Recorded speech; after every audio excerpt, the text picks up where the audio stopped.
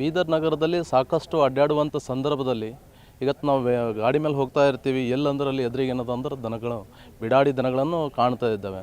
ಇವತ್ತು ನಮ್ಮ ಬೀದರ್ ಭಾಗದಾಗಿಂದ ಗೂಳಿ ಅಂತ ಹೇಳ್ತಾ ಇರ್ತೀವಿ. ಆದರೆ ಒಂದೇ ಆಯುಕ್ತರಿಗೆ ಹೇಳೋದು, ಮಹಾನಗರ ಪಾಲಿಕೆ ಆಯುಕ್ತರಿಗೆ, ಆ ಯಾರು ಓನರ್ ಇರ್ತಾರೆ ದನಗಳದು ಅವ್ರಿಗೊಂದು ಇಂಟಿಮೇಷನ್ ಕೊಟ್ಟು ಅವ್ರವ್ರದ್ದು ದನಗಳಿಗೆ ಏನದ ಕಾಪಾಡ್ಕೊಳ್ಬೇಕು. ಇಲ್ಲ ಅಂತಂದರೆ ಸರ್ಕಾರದಿಂದ ಯಾವ ವ್ಯವಸ್ಥೆಯಲ್ಲಿ ಅದನ್ನು ಹದ್ಬಸ್ತದಲ್ಲಿ ನೀವು ತೆಗೆದುಕೊಳ್ತೀರಿ, ಯಾವುದೇ ಜನರಿಗೆ ತೊಂದರೆ ಆಗಬಾರ್ದು. ಇವತ್ತು ಎಷ್ಟೋ ರಾತ್ರಿ ಅಂಥ ಸಂದರ್ಭದಲ್ಲಿ ಗಾಡಿ ಮೇಲೆ ಬರ್ತಾ ಇರ್ತೀವಿ, ಅವು ಕುಂತಿರ್ತಾವೆ ರಸ್ತೆ ಮೇಲೆ, ಅದು ಗೊತ್ತಾಗಲ್ಲ.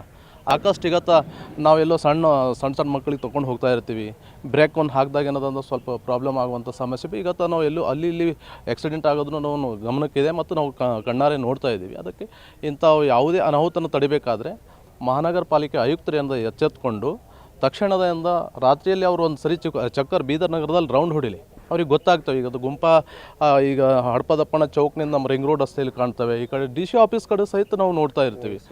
ಓಲ್ಡ್ ಸಿಟಿ ಅಂತೂ ಕಂಡಬಿಟ್ಟು ಇರ್ತಾವೆ, ಅಲ್ಲಿ ಎಲ್ಲಿ ಬಂತು ಅಲ್ಲಿ ಇದ್ದಿರ್ತಾವೆ, ನಾವು ನೋಡ್ತೀವಿ. ಅದಕ್ಕೆ ತಕ್ಷಣದ ಮಹಾನಗರ ಪಾಲಿಕೆ ಆಯುಕ್ತರು ಇದೊಂದು ವ್ಯವಸ್ಥಿತವಾದಂಥ ಒಂದು ರೀತಿಯಲ್ಲಿ ಅವರು ಒಂದು ಇಂಟಿಮೇಷನ್ ಕೊಟ್ಟು ಇದು ಒಂದು ತಡೆ ಹಿಡಿದ್ರು ಅಂತಂದರೆ ಯಾವುದೇ ರೀತಿಯಿಂದ ಜನರಿಗೆ ತೊಂದರೆ ಆಗಲ್ಲ ಅನ್ನುವಂಥ ಮಾತನ್ನು ಈ ಸಂದರ್ಭದಲ್ಲಿ ಸ್ಪಷ್ಟಪಡಿಸಲಿಕ್ಕೆ ಇಷ್ಟಪಡ್ತಾ ಇದ್ದೇನೆ. ಉತ್ತರ ಕರ್ನಾಟಕ ನ್ಯೂಸ್, ಇದು ಕನ್ನಡದ ಉಸಿರು.